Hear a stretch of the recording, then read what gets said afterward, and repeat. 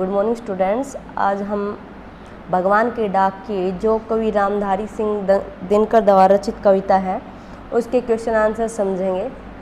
लेकिन इससे पहले अगर आप मेरे चैनल पर न्यू हैं तो मेरे चैनल को सब्सक्राइब कीजिए। अगर आपने चैनल सब्सक्राइब कर रखा है तो बेल आइकॉन को प्रेस कर लीजिए ताकि जो भी न्यू वीडियो बने उसका नोटिफिकेशन आपके पास पहुंच जाए। फर्स्ट क्वेश्चन, कवि ने पक्षी और बादल को भगवान का डाकिया क्यों कहा है? स्पष्ट करना आपने। कवि ने पक्षी और बादल को भगवान के डाकिए इसलिए कहा है। डाकिए का मतलब होता है संदेशवाहक, संदेश पहुंचाने वाला, कि वे भगवान के संदेश को मानव तक पहुंचाते हैं। किस तक पहुंचाते हैं? मानव तक पहुंचाते हैं। वे फूलों की सुगंध को भी एक देश से दूसरे देश तक पहुंचाते हैं। पक्षी और बादल ये दोनों ही फूलों की सुगंध को भी एक देश से दूसरे देश तक पहुंचाते हैं और एक देश के पानी को भी वो दूसरे देश तक बिना किसी भेदभाव के पहुंचाते हैं। जैसे हमने कविता में पढ़ा था कि पानी भाप बनकर ऊपर उठता है और वो कहीं भी बरस सकता है, कहीं भी बारिश के रूप में वहाँ पर बरस सकता है। ये दोनों ही किसी सीमा रेखा का बंधन नहीं मानते। पक्षी और जो बादल है ये किसी के साथ कोई भेदभाव नहीं करते हैं और इससे हमें भी शिक्षा मिलती है, जो मान है उसको शिक्षा मिलती है कि हम सबको भी किसी प्रकार का भेदभाव नहीं रखना चाहिए, हमें भी आपस में मिलजुल कर रहना चाहिए। पक्षी और बादल हमें विश्व बंधुत्व मतलब एक भाईचारे का संदेश देते हैं, इसलिए पक्षी और बादल भगवान के डाके हैं, भगवान के संदेशवाहक हैं। सेकंड क्वेश्चन देखिए, पक्षी और बादल द्वारा लाई गई चिट्ठियों को कौन कौन पढ़ पाते हैं? सोचकर बताना है। बहुत इजी क्वेश्चन है कि पक्षी और बादल द्वारा लाई गई जो चिट्ठियां हैं वो पेड़ पौधे पानी और पहाड़ आदि पढ़ पाते हैं। क्यों पढ़ते हैं? यही क्योंकि प्रकृति के विभिन्न अवयव हैं, क्योंकि प्रकृति ही इनकी भाषा को समझती है और यही इनकी भाषा को समझ सकते हैं। हम उनकी भाषा को नहीं समझ सकते, इसलिए हम उनकी भाषा को पहचान भी नहीं पाते हैं, जान भी नहीं पाते हैं। नेक्स्ट क्वेश्चन देखिए, किन पंक्तियों का भाव है?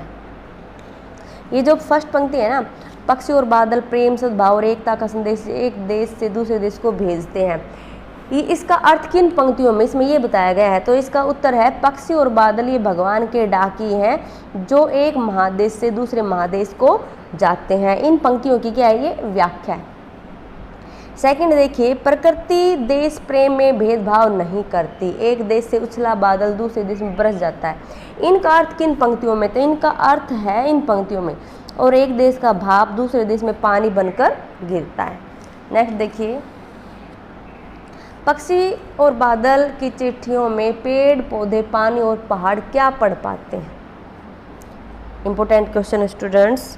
पक्षी और बादल की जो चिट्ठियां होती हैं इन चिट्ठियों में पेड़ पौधे पानी और पहाड़ जो भगवान का जो संदेश होता है जो पक्षी और बादल लेके आते हैं उनको पढ़ पाते हैं, क्योंकि प्रकृति की चीज़ों पर किसी एक देश का अधिकार नहीं होता, सभी देशों का प्रकृति पर अधिकार होता है और जो प्रकृति की वस्तुएं होती है समान रूप से वो सबकी होती है, किसी एक व्यक्ति का उस पर अधिकार नहीं होता है। फूलों की जो सुगंध है, फूलों की सुगंध भी पक्षियों के पंखों पर तैरकर, फूलों की जो सुगंध है वो कहाँ तैरती है? पक्षियों के पंखों पर तैरती है और वो तैरकर कहाँ? दूसरे देश में पहुँच जाती है। कहाँ पहुँच जाती है? दूसरे देश में पहुँच जाती है। इसी प्रकार एक देश के पानी की जो भाप है वो भाप भी बादल बनकर दूसरे देश में बरस जाती है। इस प्रकार पक्षी और बादल मनुष्य को विश्व बंधुता का संदेश देते हैं। क्या देते हैं? विश्व बंधुता मतलब भाईचारे का वो संदेश देते हैं, जिसे प्रकृति के विभिन्न अवयव मतलब जो प्रकृति है, प्रकृति के साथ में जो भी पक्षी बादल पहाड़ ये सब प्रकृति के अवयव हैं, तो वो ही इनको अनुभव कर सकते हैं, इनको समझ पाते हैं तथा उसका प्रसार करते हैं। ठीक है। मनुष्य अपनी सीमाओं में बंधा होने के कारण ऐसा नहीं कर सकता, क्योंकि प्रकृति की भाषा को नहीं समझ सकता। प्रकृति के अवयव होते हैं जैसे पेड़ पौधे पहाड़, यही प्रकृति की भाषा को समझ सकते हैं। नेक्स्ट क्वेश्चन देखिए, एक देश की धरती दूसरे देश को सुगंध भेजती है, कथन का भाव स्पष्ट कीजिए। कवि कहता है कि जो एक कभी कभी जा रहा है कि पक्षी और जो बादल है वो दोनों क्या है, भगवान के डाके हैं, और वे मानव के बीच में जो प्रेम है, सद्भाव है और एकता का जो संदेश देते हैं। एक देश में खिलने वाले फूलों की जो सुगंध है, हवा एवं पक्षियों के पंखों द्वारा दूसरे देश में वो पहुंच जाती है। इसी प्रकार एक देश के पानी की जो भाप है, भाप बादल बनकर दूसरे देश में बरस जाती है। कहने का भाव क्या है कि पक्षी और जो बादल है विश्व बंधुत्व का जो संदेश है, विश्व बंधुत्व का जो संपूर्ण संदेश है वो संसार के लोगों को भेजते हैं। और प्राकृतिक जो साधन है मानव में भेदभाव नहीं करते हैं, वे मानवीय एकता का संदेश हमें देते हैं। थैंक्स स्टूडेंट्स, मेरे चैनल को लाइक कीजिए, सब्सक्राइब कीजिए और कमेंट्स कीजिए।